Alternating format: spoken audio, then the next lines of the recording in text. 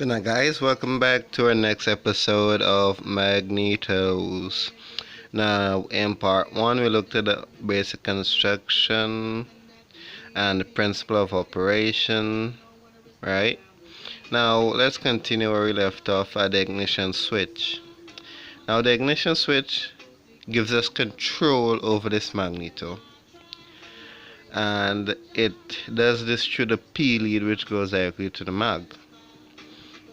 If the P lead becomes disconnected, cut, or in any way damaged, there is no control over the magneto. The only other switch left is our contact breaker switch.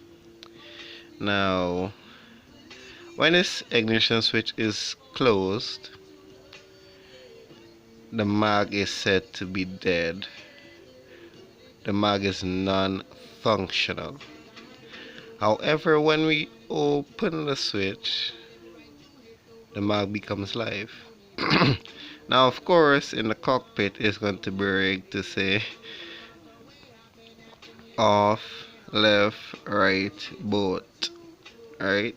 And then start on your rotary, or you might have a rotary switch or a toggle switch. Depends on type of aircraft you work on.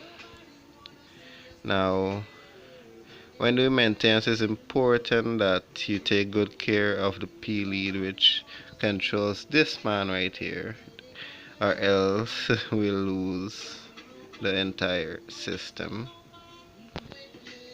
Alright, guys, so I think this wraps up our magneto lesson. Now, for one thing I'd like to say is that I forgot to mention the primary coils are normally fewer and they are thicker, while the secondary coils are many turns of very fine wire.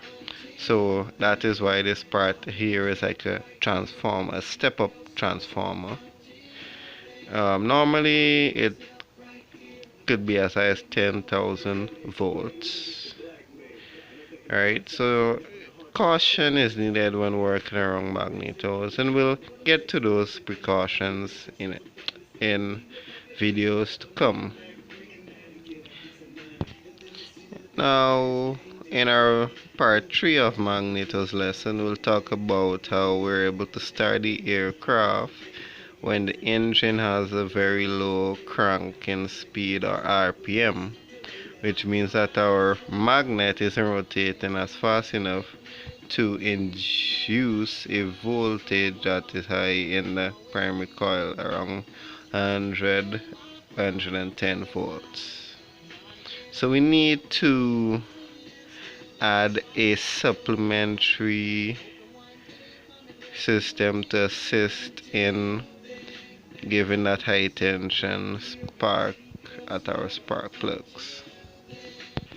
So stay tuned for more magnetos.